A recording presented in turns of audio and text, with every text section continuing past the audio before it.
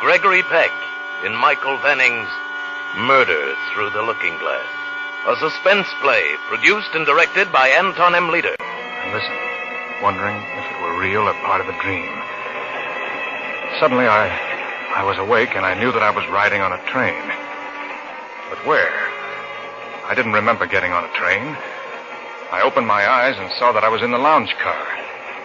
There was only darkness through the window. A man sat across from me reading. There was a bridge game down the aisle. A porter serving drinks. Everything nice and normal. Except that I had no idea how I got on the train or why I was there.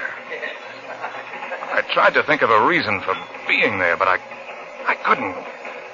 These spells of forgetfulness have been coming on more often lately. I leaned back and closed my eyes, listened to the rhythm of the train. A melody began to fit itself to the rhythm. I couldn't remember ever having heard such a song, but somehow I seemed to know the words. Down in the valley, valley so low, late in the evening, hear that train blow, hear that train blow. I beg your pardon, sir, but your singing is disturbing the other passengers. Oh, I'm sorry. You understand, sir, it's the other passengers. I kind of liked your singing myself. Your singing didn't disturb me either, young man. In fact, it was rather a pretty melody. What was the name of it? Why, it's silly, but I don't know. I can't even remember the tune now. That's the way it is with songs. I've had the same thing happen to me. So what train is this? Why, it's the New York Express to Philadelphia. Ought to be there any minute, too. You must have been on some party if it lasted all day. Or what time is it? 7 o'clock. P.M., that is. Yes, sir. It must have been pretty drunk out where you were. I think he said something else after that, but I wasn't listening then. I'd noticed that I was wearing a brown topcoat. It wasn't mine. Maybe I'd accidentally exchanged coats with someone. If I couldn't remember it, it must have been that kind of a party. If so, I felt for my wallet. It was there. I opened it to see if I had any money left, and my eye was caught by the driver's license made out to John Blake. In another pocket of the wallet, there were engraved cards reading John Blake Insurance. I wasn't John Blake. I was Jeffrey Bruno, a writer. I couldn't even drive a car. I didn't know anything about insurance. I'd never heard of a John Blake, but here was his identification in my wallet. What's the matter, young fellow? Are you ill? The man across from me said something, but I didn't hear what it was. I looked through the other pockets. There was a bank book showing that John Blake had a bank balance of $647.55. My balance had never been higher than $15. There was a letter, a bill for shirts, addressed to John Blake at an address I never heard of before. There was a moment there, a few crazy seconds, when I wondered if I really was John Blake. No, I couldn't be. I knew I was Jeffrey Bruno, who lived at a 2-room apartment in Greenwich Village and wrote mystery stories for a living. I knew who I was. Broad Street. Well, here we are. Or are you going on downtown? Oh, I could get a train back to New York here, couldn't I? Sure, right across on the other platform. That must have been some party.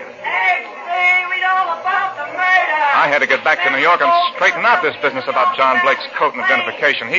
Whoever he was, might even be thinking I'd stolen them. Besides, I wanted to find out where I'd been the night before and all day, and why I'd awakened on a train to Philadelphia. And then just as I got up from the seat, I glanced out of the window. The newsboy was holding up a newspaper. Across the top was the big headline. Killer Blake escaped. Blake. And just below it, there was a picture of me.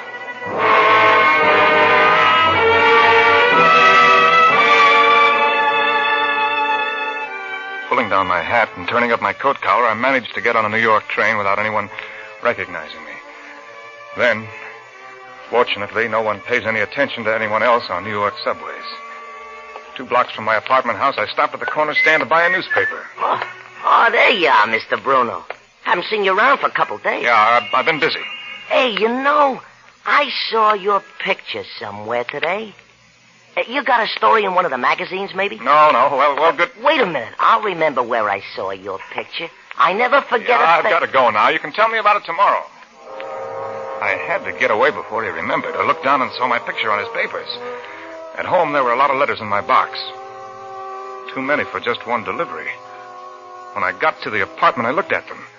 2 of the letters had been postmarked in New York 3 days before. It doesn't take 3 days for letters to be delivered locally. Where had I been for 3 days? Who's there? Rosalie. Oh, Rosalie, just a minute. Hi, Jeff. I thought I heard someone in here. Well, a friend of yours stopped by, but you weren't home. He ran into me on the stairs and asked if I lived here and then wanted me to give you a message.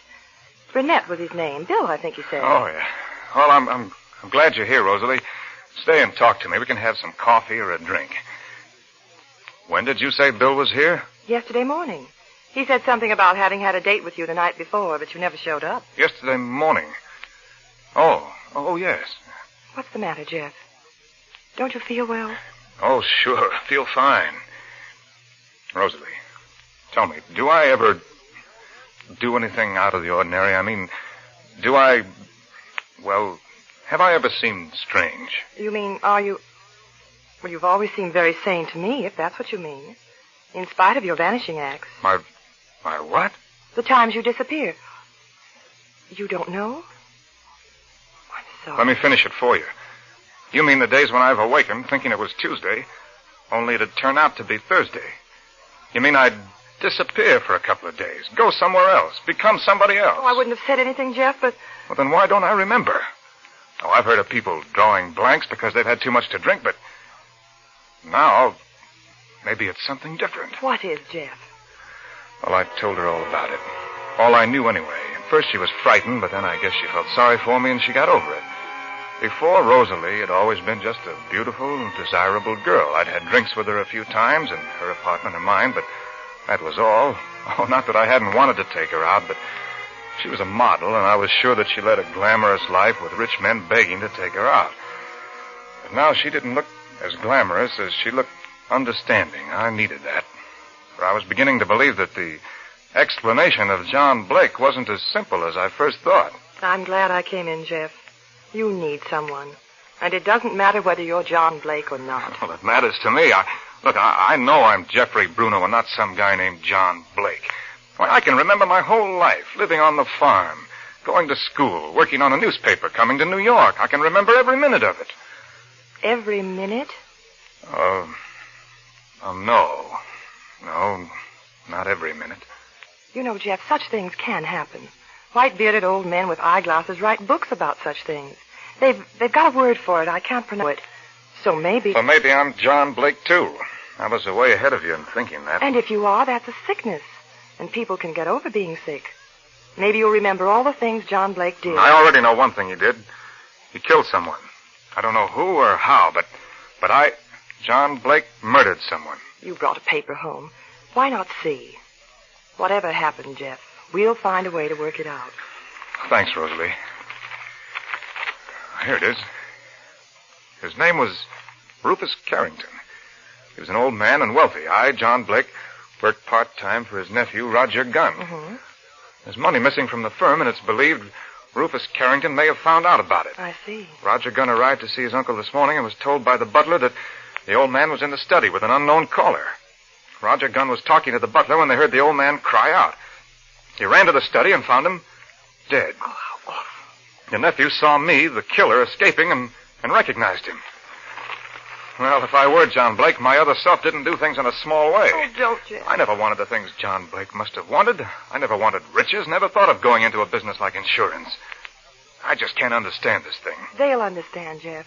They have people who understand things like that. Rosalie, whatever happens, will you promise me that if you don't like Jeffrey Bruno, you'll like John Blake? But like one of us. It doesn't matter which one it is. I like you. Whichever one of them you are.